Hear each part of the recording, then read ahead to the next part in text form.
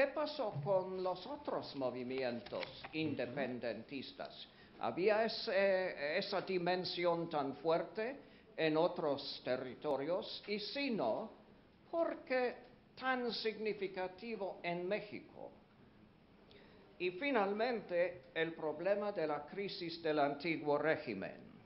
Eso me interesa mucho. Los movimientos de independencia hispanoamericanos representaron una crisis del antiguo régimen. Pregunta. Bueno, en el caso de Francia y España sí había una crisis de antiguo régimen en sus territorios metropolitanos, pero en el caso de las 13 colonias norteamericanas, no, porque las instituciones británicas y británico-americanas eran completamente distintas, porque no había ninguna tradición de gobierno representativo al centro del poder en las monarquías hispanas o luso-brasileñas. Pero si aceptamos el concepto de crisis del ancien régime, hay que añadir otro punto. Con respecto a las Américas, Hispanoamérica sobre todo, la crisis del ancien régime era una crisis de un antiguo régimen colonial. Y por eso me atrae ese concepto que hemos mencionado en varias ponencias, hemos oído de varias ponencias, de un anticolonialismo, un carácter anticolonial en los movimientos de independencia. Porque tenemos que tener en cuenta de que el campesino americano no es el mismo que el campesino europeo, porque entra etnicidad, el factor de la etnicidad, la confusión de campesino e indio, por ejemplo, que es una dimensión completamente distinta a la de Europa. Como por ejemplo, cuando usamos la palabra pueblo en el contexto de la historia latinoamericana, significa otra cosa enteramente de lo que significamos en la historia europea. Y alguien que ha experimentado la traducción de sus obras del inglés al español o al revés, nota inmediatamente la imposibilidad de muchos traductores europeos de apreciar la significación americana de la palabra pueblo. Y última palabra, la esclavitud. Esto es una cuestión fundamental en la interpretación de la independencia de las Américas. Beatriz. ¿No? Ok. Perdón, Tulio. Okay.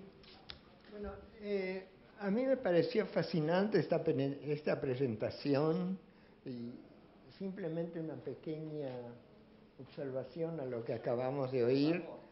Yo diría que se ha presentado como alternativa si fue una guerra civil o fue una guerra anticolonial. Me parece que es posible que sea a la vez lo uno y lo otro, y hay un ejemplo muy conspicuo que es el de los Estados Unidos. En los Estados Unidos, hasta tal punto, la alternativa creada por la independencia dividió a los colonos mismos, que hubo centenares de miles de colonos que no soportaron la idea de no vivir bajo la autoridad del rey de Inglaterra y se fueron al Canadá. Ahora, yendo a los planteos tan interesantes de Héctor, yo diría que tiene un poco el problema de este tipo de interpretación que necesariamente se apoya en estudios parciales. Y se apoya en estudios parciales que no solo dan los hechos, dan una interpretación de los hechos.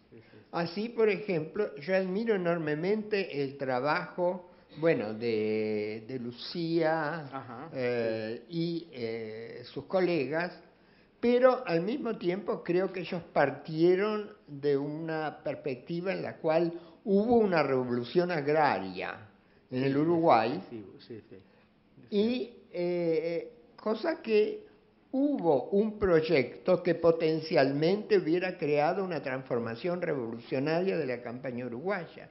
Al mismo tiempo, curiosamente, ese proyecto es el que más influencias conserva de la reforma desde lo alto, que eran las reformas borbónicas. Es decir, Artigas aprendió cómo se hacía esa reforma agraria al lado de Félix de Azara, es decir, midiendo tierras.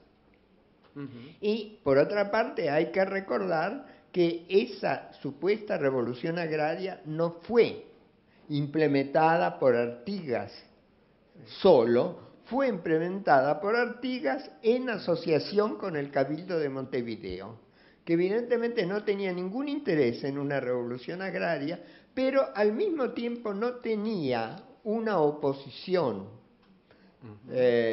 digamos, de principio a una revolución agraria. ¿Por qué? Porque en ese momento se vivía en un presente en que la propiedad de la tierra no era problema, ¿no? De tal manera que nos encontramos aquí, me parece, con una excepción que quizás sea menos excepcional. Y creo que cada una de estas presentaciones está influida de esa manera. También se pregunta por qué México es tan diferente de otras regiones, porque la religión es muy importante y en otras regiones no es tan importante. Quizás la diferencia es que en otras regiones los historiadores no se fijaron en la religión tan intensamente como en México. De tal manera que yo creo que la tarea que se fijó Héctor es menos problemática de lo que parece, porque es necesario, en cierta medida, armonizar tradiciones historiográficas. Gracias. Bueno, muchísimas gracias. Bueno, muy rápidamente. No, en el caso de Cuba yo estoy perfectamente consciente, yo estoy simplificando mucho en la presentación. Lo que pasa es que, bueno, ya si uno lo ve desde lejos, o sea, el hecho ahí, o sea, la administración norteamericana no quiso siquiera negociar con los cubanos. O sea, ellos negociaron con España y otorgaron la independencia, resolvieron la independencia. Eso no quiere decir que la lucha de independencia no pesó todo el tiempo, por supuesto.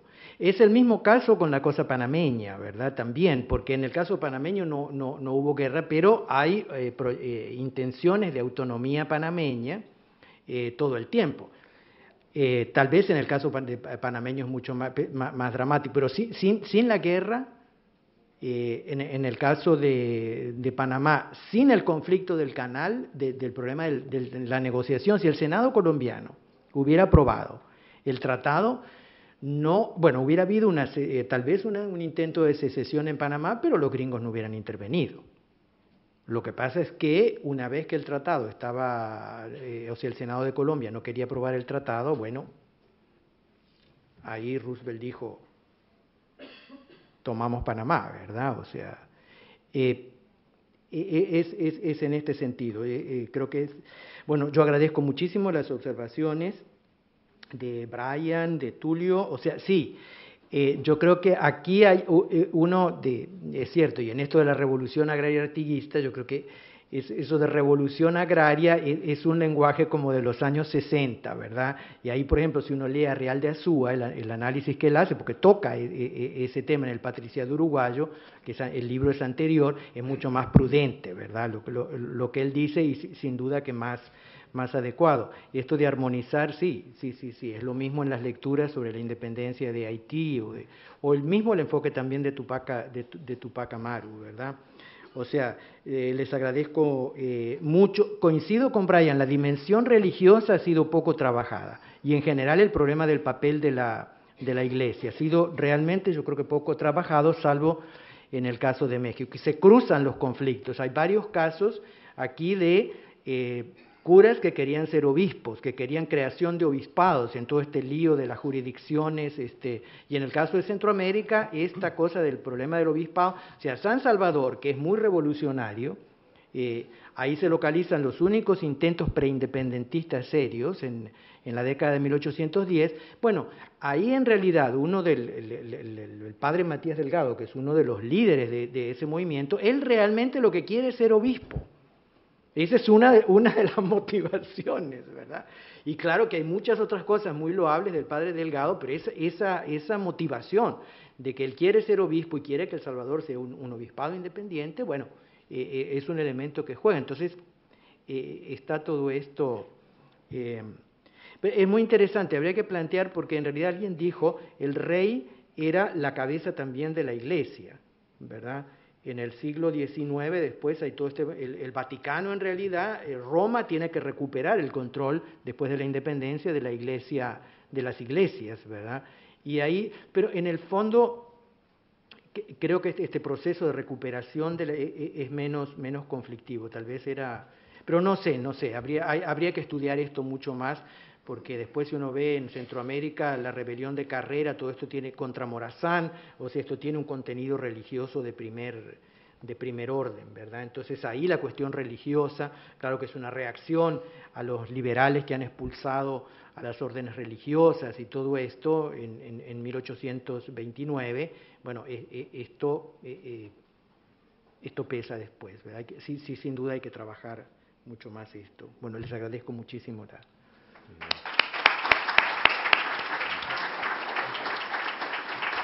Vamos a hacer una brevísima pausa para cambiar los bártulos y asistimos a la conferencia de clausura.